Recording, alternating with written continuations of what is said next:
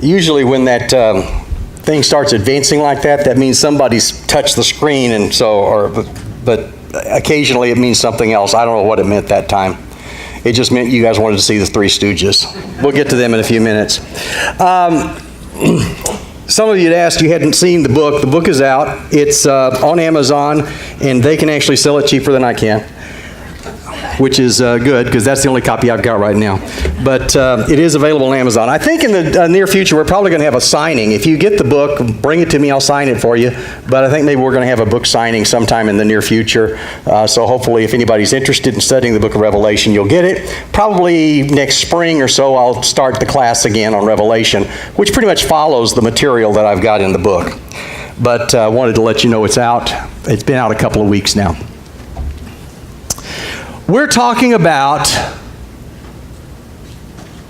the foundation on which we're built. You notice in the picture there, you've got a cornerstone. Cornerstones are not that important to us these days. They were really important in the first century, because structures that were built of masonry had to have a cornerstone that was square, or else the entire building would be a tilt. And the cornerstone was usually much larger than the rest of the stones that made the building. And it was crucial that it be laid just so, because everything depended upon the cornerstone.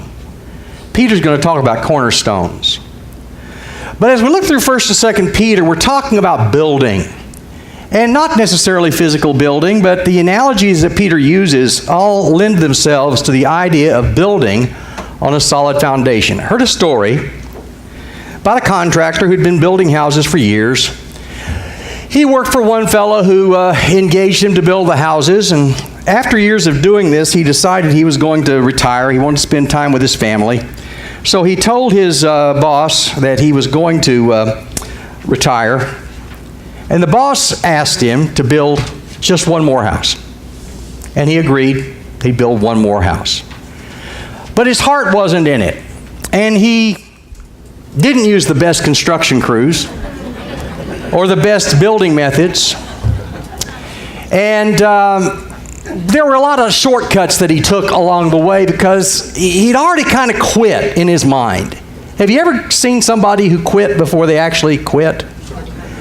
And so short timers, exactly. Yeah, he quit in his mind. And so when he got through with the house, and he turned it over to his employer, the boss turned right around and handed him the keys back and said to him, "You've been such a good worker for so many years.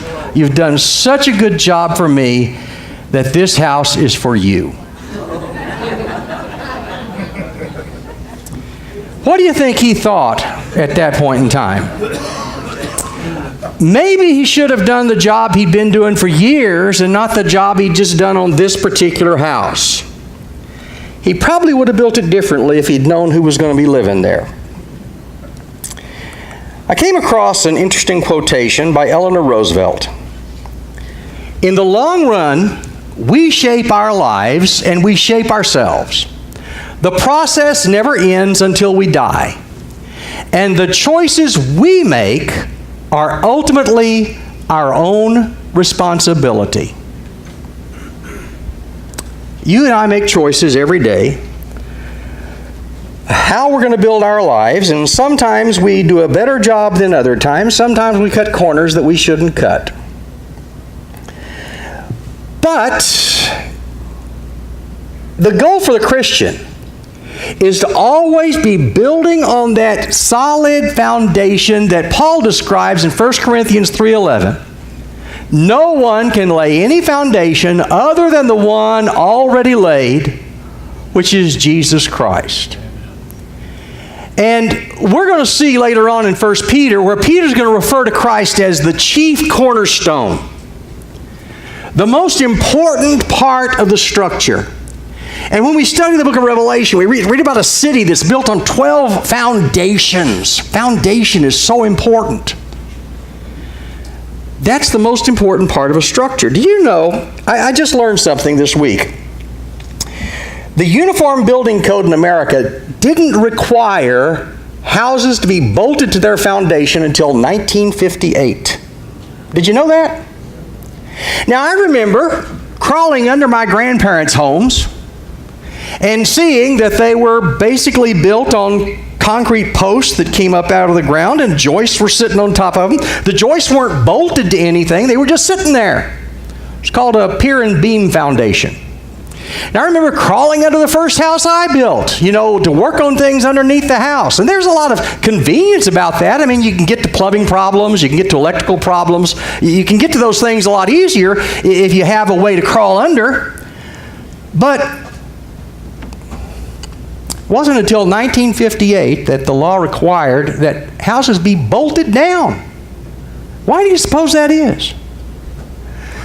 Maybe because of things like this. Tornadoes, earthquakes, hurricanes, you name it. There are just some calamities that are tougher than the structures we build, no matter how good they are. And the difference between a house standing and a house falling can be how it's secured to the foundation. And that's the reason that we're talking about building our foundation on that chief cornerstone, that one foundation that there is none other like, and that is Jesus Christ. A.W. Tozer said this: "What comes into our minds when we think about God is the most important thing about us." What are you building your life on? Peter introduces his letter, and he jumps right into deep theology. Now, think about this. We talked last week about who this Peter was. Simon, the fellow who, was kind of hot and cold. Sometimes he's saying things and wishing later he hadn't said them because it gets him in trouble. Sometimes he's making promises with his lips that his life can't follow through on. Simon's the fellow that's kind of flighty. He's kind of like shifting sand, but Jesus gave him a name, Peter, and that's the name by which he introduces himself here. Sometimes he acts more like that shifting sand Simon, and Jesus calls him by that name, Simon, Simon. But he became a rock for the church. Simon started his life as the son of a fisherman. He grew up as a fisherman himself. Never went to preacher school. Seminary, we call it today. I used to call it cemetery. There's a lot of people go there to bury their faith. But Jesus chose him, and he had no credentials at all for what he became. You wouldn't expect him to have a big theological footprint. And yet, when he writes 1 Peter, he starts off with some of the deepest theology that down to this day we struggle with. He talks about, for example, that we've been chosen by God. Look at the text. Peter, an apostle of Jesus Christ, to God's elect exiles scattered throughout the province of Pontus, Galatia, Cappadocia, Asia, and Bithynia, who have been chosen according to the foreknowledge of God the Father through the sanctifying work of the Spirit to be obedient to Jesus Christ and sprinkled with his blood. Grace and peace be yours in abundance.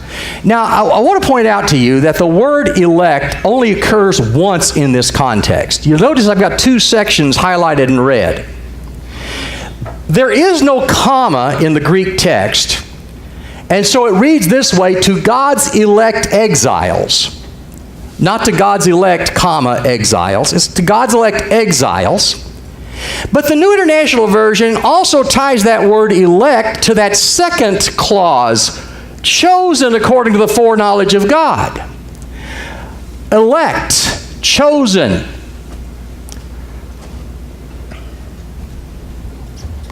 The word is eklektos. It's the word from which we get our word election. We had one of those this week. I don't know what you think about the proposition. that the president-elect is God's elect. And I'd say that no matter who won. Because according to the Bible, God raises up and tears down people according to his plan. Sometimes it's to build up a nation, sometimes it's to bring down a nation. And if you don't believe that, read about the nation of Babylon, the Babylonian Empire, in the days of Daniel. Now, what does God have in store for us? I don't know, you don't know. I'm just glad it's over. But it's not over yet till we know what God has in store. Okay. All right. But the Greek word eklektos occurs just once in this passage, and the NIV inserts it twice. Think about this idea of elect exiles. It sounds like a contradiction, doesn't it? You've been chosen exiles. Wait a minute. If you're exiles, that doesn't mean you were chosen. It means you were kicked out, right? And doesn't that say something to us today about these folks who are flocking to our shores, wanting help, wanting some kind of sanctuary, because they don't have a place in their homeland anymore? And how we ought to be responding to them? I mean, it seems to me like if we thought more of ourselves as God's elect exiles scattered in the world, we might be a little more sympathetic to other exiles from other places. These people are scattered all over Asia Minor. They're undergoing persecution.